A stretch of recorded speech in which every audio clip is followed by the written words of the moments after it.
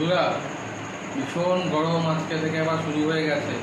কয়েকদিন একটু স্বস্তির নিঃশ্বাস ছিল, ভগবান একটু বৃষ্টি দিয়েছিল। আজকে এত গরম, পড়ানো থেকে এসে চুপচাপ বসে আছি।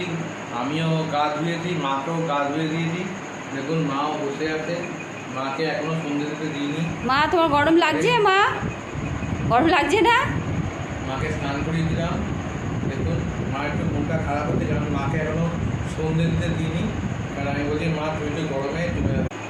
আমি বললাম যে মা, তুমি তো আজকে তো খুব গরম, তার মধ্যে লোডশেডিং হয়ে গেছিলো, যার জন্য বললাম যে মা এখন তোমাকে একটু স্নান করিয়ে দিলাম, তুমি এখন একটু চুপচাপ বসে থাকো, আমি আবার টিউশনি বেরিয়ে যাবো, তুমি তখন গিয়েও সন্ধ্যে দিতে।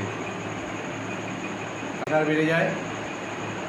তাই বন্ধুরা, আমিও ভগবানের কাছে প্রে করছি, আপনারাও প্রে করুন যাতে বৃষ্টি আসে, আর আপনারা বেশি করে জল খাবেন, সুস্থ থাকবেন, পারলে